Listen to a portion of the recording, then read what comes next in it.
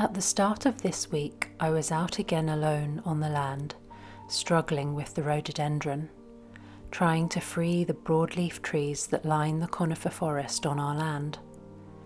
We think we have some silver birch, sycamore, hazel, and maybe beech that perhaps were planted in the garden before the commercial forest was planted.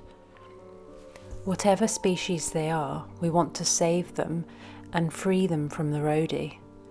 It is not far off from suffocating the trees as it winds around them for support and battles for the light.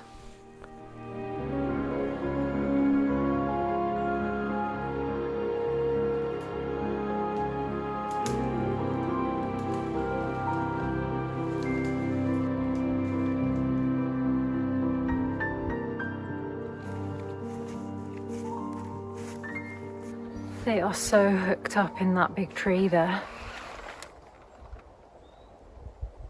The rhododendron has just grown so tall, it's amazing. It's a truly impressive plant. I'm going to have to wait until David comes back with the pole saw. I made a series of cuts at the bottom by hand, but they're just so tangled up in the top of that tree. So hopefully some of the pressure has been taken off by my cuts, and then David can come along and make some cuts further up at the top. So hopefully they'll come down then. We're really getting there now, and you can really start to see into the forest. And from the house now, we're going to have such a lovely little trail into the forest. It would be really beautiful, and already there's more wind coming through and sunlight onto the house, and that's really going to help with the midges in the summer.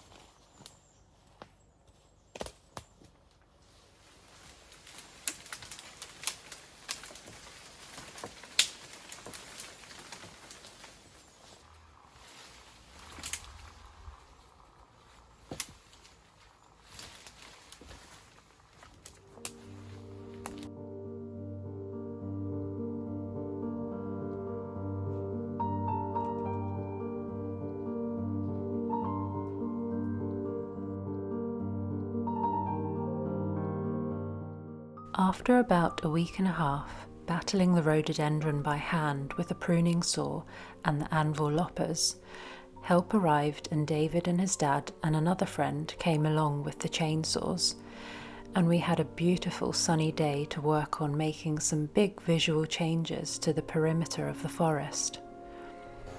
We had recently bought a pole saw, which became a very good tool to get up high into the winding branches.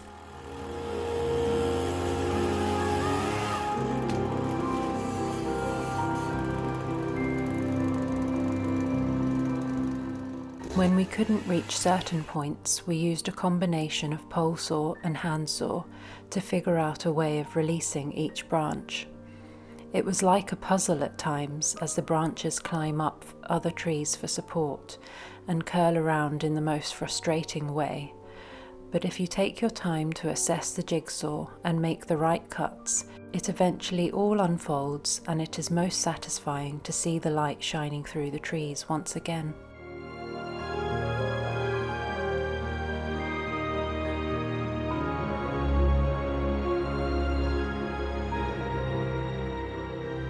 So a couple of people were asking about the rhododendron and why there's so much of it and why we're cutting it down. There's a huge problem over here with rhododendron. It's such an invasive species. It's native to the Iberian Peninsula and Asia, I've read, and it was brought over here to Ireland and Scotland in the 18th century for its lovely colourful blooms in gardens, and it's rapidly spread. Each flower can produce up to 7,000 seeds. So one plant alone can probably produce about 1,000,000 seeds. It thrives in acidic soil, which we have a lot of here. A lot of the rhododendron that we were cutting along the perimeter of the forest here, and originally I think it looks like it was planted as a hedge. So I think rhododendron was quite popular. It's becoming quite a problem as it doesn't support any of the native wildlife over here. It must, I'm sure, support insect life and animals in Asia and where it originates, but over here nothing seems to live within it. We're getting quite a lot of firewood actually from it, and it's a very hard, dense wood. So in about a year or 18 months, it should really be quite well seasoned. And Willow, please, that should produce nice hot fires for us.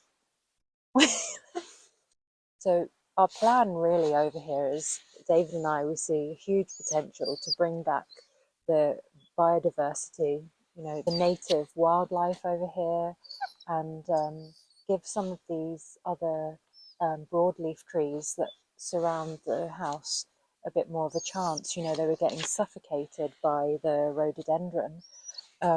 So now we're letting the light in and then they can breathe, and yeah, hopefully they should have a better chance now.